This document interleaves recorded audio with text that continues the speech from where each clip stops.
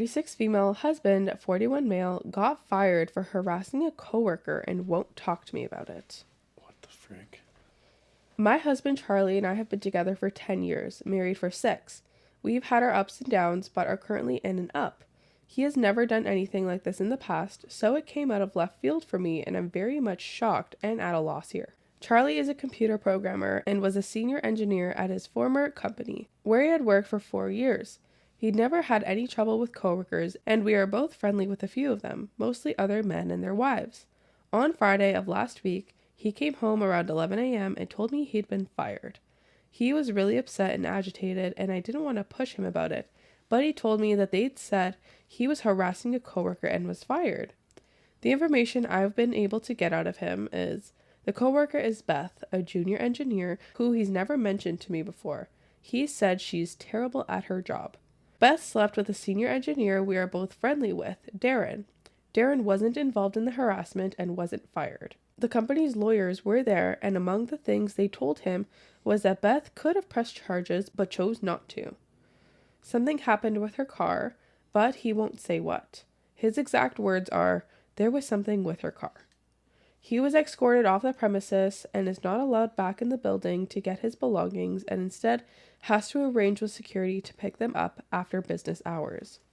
As far as anything else goes, he won't give me any details. He isn't interested in seeing a lawyer because he says everything is legal.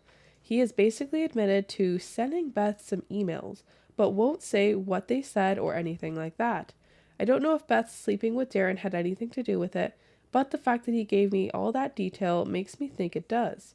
I'm not sure how it relates. Darren is a very nice single man who is in his late 20s and approximately the same age as Beth. My mind is running wild here. Charlie has been depressed and withdrawn all weekend, won't talk to me about it, and won't talk much in general. I work remotely, so I was home all day with him, and he played video games all day and then went to bed at 6 p.m. The fact that he won't tell me anything and isn't interested in seeing a lawyer makes me think that it's bad, and makes me worry that everything is true and not just a misunderstanding or a small thing blown out of proportion. He has never been flirtatious with other women or cruel to them, and he's never said anything bad about other women engineers he works with. I don't know what to do here. My instinct is to be supportive of my husband, but I don't know what kind of behavior I'd be supporting. I don't want to run to his coworkers that we both know and ask them, since they're more our friends than my friends. And while we spend time together at get-togethers or bars, I'm not close with them. In an immediate sense, I don't know what to do about helping someone who is so depressed and won't talk to me. Dude fucked up and got caught.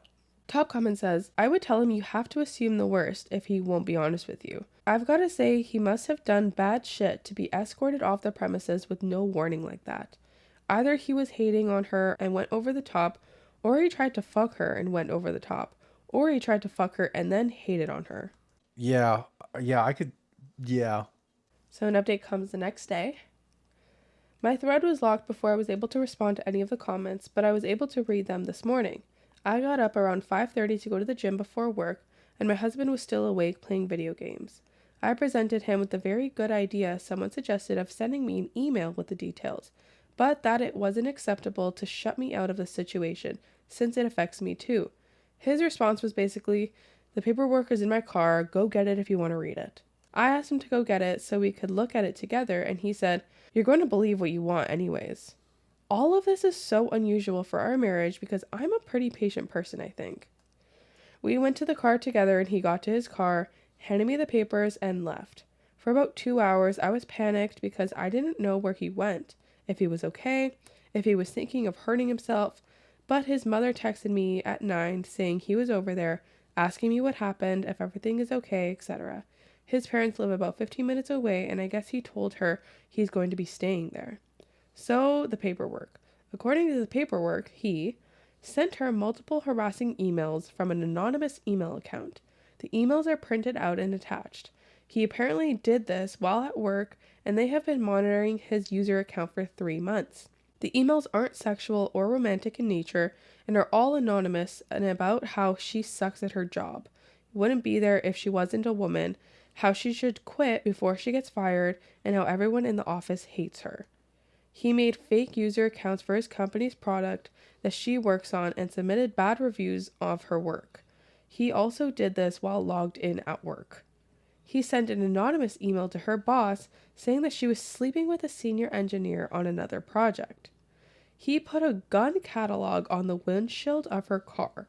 I don't know what this gesture means, but I obviously understand that it was meant to be threatening.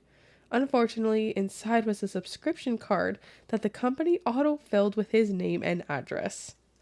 She also said she has been harassed for the same length of time, about 3 months, on Twitter. He only logged into one Twitter account that harassed her at work, so they can only say one was him, all telling her to quit her job. So I don't know what to do now. This is all terrifying to me, and I feel so bad for this woman. I have no idea what this is about. He works with other women engineers, and he has worked with male engineers who don't pull their weight, and he's never done anything like this. I would have bet $1 million that he'd never do anything like this. He's at his parents' right now, and I don't know what my next move here could possibly be. This is so scary and so out of left field to me. Oh my God. Am I the asshole for banning my special needs brother from my condo? Oh. I, 31 male, have an older brother, 40 male, who was born with special needs. His mind is almost that of a 7-year-old. Now, before I go any further, let me just say that I love my brother and I do care for him. But over time, it's gotten to the point where he gets away with a lot of mischief. It mostly comes from our mother brushing it off like it's nothing. Once it started to get more on the financial, that's when me and her had a talk and I said she cannot keep babysitting him anymore because it's starting to get out of hand. He knows that there are things that he has to do in his daily life, such as going to work and taking his medication, but he never seems to remember the important stuff. It's always the thing he doesn't need to do. For example, he stays with my mom, so when she would leave the house or when I would leave the house when I used to live there, he would rummage through all of our belongings, even my mom's tax information, and write nonsense all over the back of it. He would even go into my wallet and mess with my credit cards and steal any money because he automatically thought it was his, even though he knows he's not supposed to touch things that don't belong to him. Over the weekend, my mom got invited out with a few of her friends and their old boss and asked if I could watch him. I said yes, as I had nothing to do on my Saturday night, so she brought him over to my place. When he's there, he usually just sits and watches his TV, but when he's moving, he completely destroys my bathroom, and if I give him food, he'll leave a mess on my table without cleaning it, even though he knows he's supposed to do so when he's done. Things took a turn when he went to the bathroom, thinking nothing of it. I thought it would just be another mess I'd have to clean up, and I was completely wrong. He shat in my toilet and backed it up. I tried using a plunger and even went out to get anything that would unclog the drain, and the beast still remains in my pipes as I type this. Oh no. This isn't the first time something like this has happened. When I used to live at home, I would always be at Menards or Home Depot getting stuff to unclog the toilet every month because he has this bad habit of choosing when he wants to take a crap. His record is holding it for 5 days. I'm pretty sure the employees that saw me there all think that I was the one backing up the toilets. It's gotten to the point where the pipes were so backed up because of his shit, and I mean that literally, that my mom had to spend thousands of dollars for someone to come and essentially clean it out of the drain system because it got so bad that the toilet not only did not flush, but there was water coming into the shower as well as the laundry room. Eesh. I'm currently waiting for a plumber to come in, which will be on my day off so they can rectify the problem. I'm technically without a toilet for 5 days, so when I get up in the morning to go to the gym, I have to skip using the toilet and just hold it until I get to the gym so I can go. As I said at the beginning, I do love my brother, but there is a limit.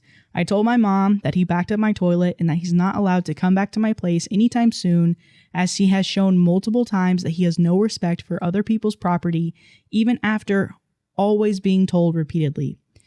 More especially since he's not paying for it. I told her if she wants me to watch him, then I'll come over to her house, but he is not to step foot in my place ever again. For context, I have a 1-bedroom, 1-bath condo, so having a proper toilet is necessary for me. Not the asshole. Just because he has special needs doesn't mean you can't set boundaries. Stick to your guns on this one. And then some more comments. Of course you're not the asshole, but your mom needs to consider looking for a group home. She's paying him a major disservice by allowing him to behave this way. You're part of the glass children population. If you don't know what that is, look it up. Overwhelmingly, glass children and their parents, after the fact, all agree that the disabled sibling should go to a group home long before the parents can't care for them anymore. that they have a better life in a group home that's safer and set up for them.